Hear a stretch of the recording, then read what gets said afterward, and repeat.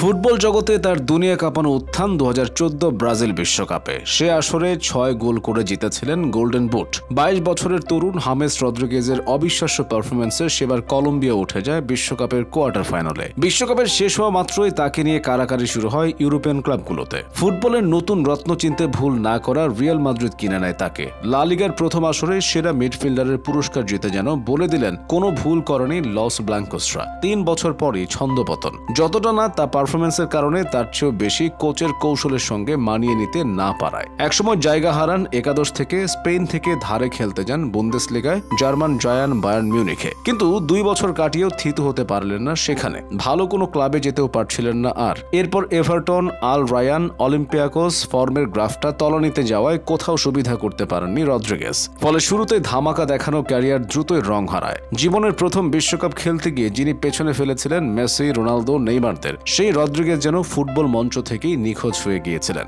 সেই হামেস রদ্রিগেজকে বলতে গেলে পুনর্জীবন দিলেন কলম্বিয়ার কোচ নেস্তর লরেঞ্জো। 2022 সালে রেইনালদো রুয়েদাকে সরিয়ে কলম্বিয়ার প্রধান কোচ করা হয় নেস্তর লরেঞ্জোকে। কলম্বিয়ার ফুটবলকে আদৌ তিনি কোনো সাফল্য এনে দিতে পারবেন কিনা তা নিয়ে ছিল শঙ্কা, কিন্তু সমালোচনা কানে না তুলে নিজের আদর্শ ও দর্শন নিয়ে দলকে এগিয়ে নিতে থাকেন লরেঞ্জো। এই যাত্রায় তার প্রথম বড় পদক্ষেপটাই ছিল হামেস রদ্রিগেজের মতো নিভে যাওয়া তারকাকে দলে ফেরানো। কলম্বিয়ার ফুটবল আঙ্গনের প্রায় সবাই এই সিদ্ধান্তের তুমুল বিরোধিতা করলেও লরেঞ্জোকে টলানো যায়নি। রদ্রিগেজকে তিনি এতই পছন্দ করেন যে কাতারে গিয়ে দেখা করেন তার সঙ্গে। কলম্বিয়ান ফরওয়ার্ডকে পরামর্শ দিলেন কাতার থেকে বেরিয়ে আরও শক্তিশালী কোনো লিগে খেলতে। রদ্রিগেজও গুরু মানলেন লরেঞ্জোকে। কোচের কথা মাফিক আর্থিক ক্ষতি মেনে যোগ দেন গ্রিসের অলিম্পিয়াকোসে। সেটাই ছিল রদ্রিগেজের জাতীয় দলে ফেরার প্রথম ধাপ। এরপরও ফিটনেসের অভাব রদ্রিগেজকে জাতীয় দলে সুযোগ দিচ্ছিল না, কিন্তু লরেঞ্জো ছাড়ার পাত্র নন। সেখান থেকে তাই ট্রান্সফার হন বর্তমান ক্লাব ব্রাজিলের সাও পাওলোতে। কোচ থেকে সাহস আর ভরসা পেয়ে নিজেকে ফিট করতে উঠে পড়ে লাগেন রদ্রি।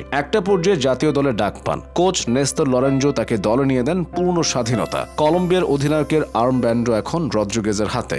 দায়িত্ব নিয়েই কোচ দলের ভার তুলে দেন রদ্রিগেজের হাতে। এরপর তো ভাই ইতিহাস। তার নেতৃত্বে কোপা ফাইনালের আগে পর্যন্ত 28 ম্যাচে অপরাজিত থাকে কলম্বিয়া। কোপায় মেসি, ডি মারিয়া, ভিনিসিয়াসদের মতো তারকা থাকার পরও সব আলো কেড়ে নেন রদ্রিগেজ। ফুটবল সৌন্দর্যে 23 বছর পর কলম্বিয়াকে কোপার ফাইনালে টেনে তোলেন তিনি। আসলে দলটির গোল সংখ্যা 12। এর মধ্যে রদ্রিগেজের গোল মাত্র একটি, বাকি 11 গোলের 6টিতেই অ্যাসিস্ট করেছেন তিনি। আর এর মধ্য দিয়ে কোপার এক আসরে সবচেয়ে বেশি গোল বানিয়ে দেওয়ার রেকর্ডে লিওনেল মেসিকে ছাড়িয়ে গেছেন রদ্রিগেজ। 2021 কোপা আমেরিকা আর্জেন্টিনাকে শিরোপা জেতানোর পথে 5টি অ্যাসিস্ট করেছিলেন মেসি।